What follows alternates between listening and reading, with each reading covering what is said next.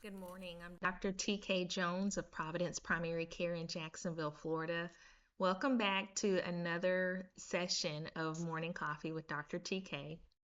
Today, I want to talk about a generation of people that are sometimes overlooked, and there are actually about 40 million of us in the United States, and we're considered the sandwich generation. This is a group of caregivers that are caught in the middle. They're often taking care of children under the age of 18, as well as responsible caregivers for their elderly parents. There's a woman who gets up early in the morning. She prepares breakfast for her entire family. She ensures that her elderly father receives his medication. And then she gets her child ready for daycare, takes him to daycare, and after a long day at work, returns home after picking up her child from daycare, and now she prepares dinner for her family. There's another caregiver who, during the pandemic, is responsible for homeschooling her child, but is also scheduling appointments for her injured mom, making sure that she's taken to rehab and goes to all of her appointments throughout the week. And again, she's responsible for the meals of the home. Both of these individuals is a caregiver, and they're part of this sandwich generation. Both of them are me. I know that there are many other people out there who have these same responsibilities of juggling their professional work with their personal relationships and managing home life. And it can be very stressful. It's difficult. There's a guilt that comes along with it because you feel that you're not meeting everyone's needs.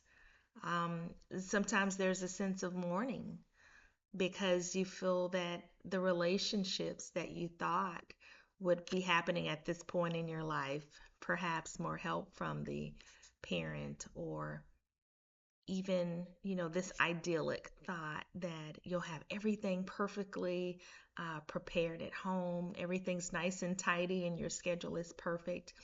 And so there's a sense of mourning that these things are not actually happening. But I want you to know that there is light at the end of the tunnel. In fact, the first place to start is to recognize that as a caregiver, your own self care should be a priority.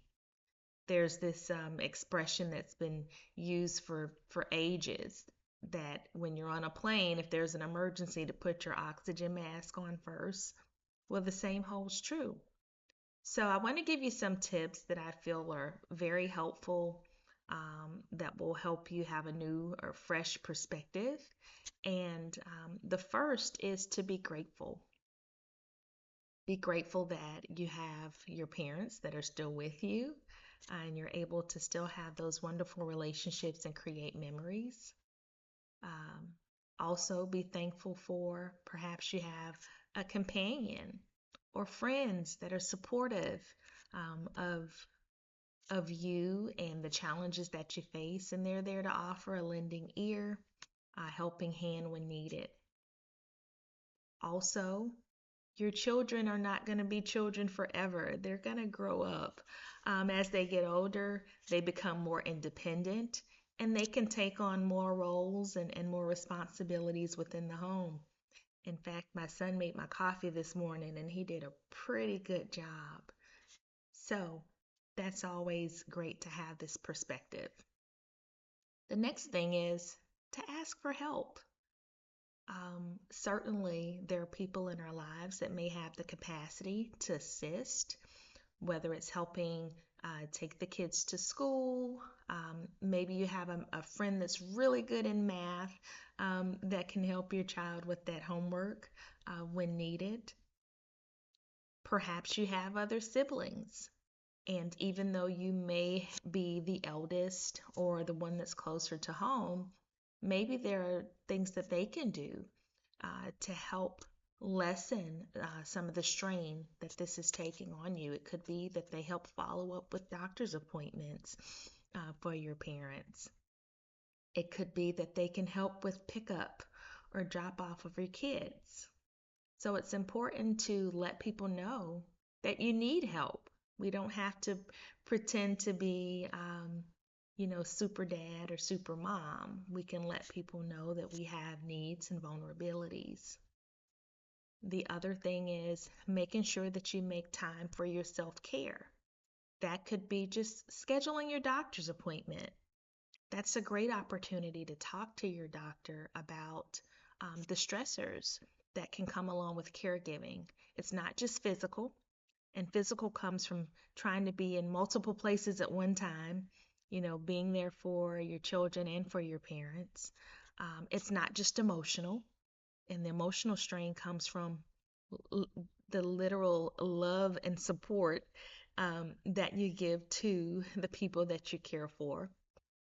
But there's the mental toll, just literally feeling that you're tired, that you may be at the brink of exhaustion. And so these are things that you can talk to your doctor about. You'd be surprised about all of the resources that we have at our fingertips, even with childcare, letting you know about different community resources and activities. Another tip that I have is say no. It's okay to say no. I think that sometimes we want for our children, for example, to have so many opportunities, but sometimes we can overschedule our kids. They don't necessarily have to be in two sports at the same time.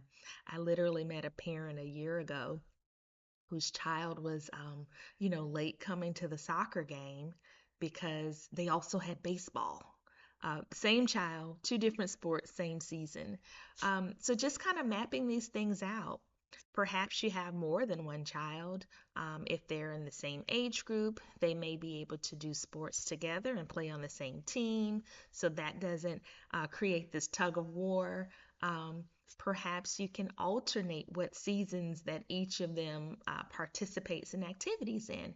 That way, one child can cheer on the other along with you, and you're not in two places at one time or feeling that you're neglecting the needs of one of your children. And even with our parents, there are day programs that they can participate in. There are, I know that in Clay County, for example, there's the Clay County Council on Aging. There are sitters and people that can come into the home. They can help clean.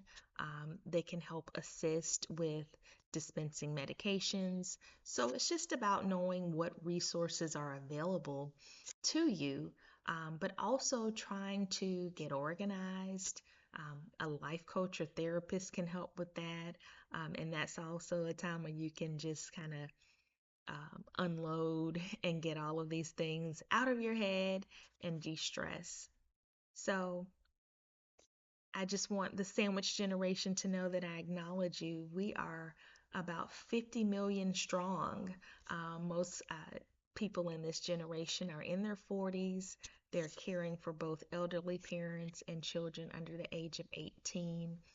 And I just want you to know that you're enough and you're adequate and what you're doing is amazing. And don't feel guilt about, not doing things perfectly. Give yourself some grace. And remember that healthcare is also self-care. So if you haven't had a wellness visit this year, go ahead and schedule an appointment, get your blood work done, make sure you get all of your screenings done. That way, you know that you are presenting your best self to your family and you're not neglecting your own health. Well, that is my coffee talk for today. I am Dr. Takaya Jones, also known as Dr. TK, the owner of Providence Primary Care in Jacksonville, Florida, and I hope that you'll tune in for our next episode. Thank you.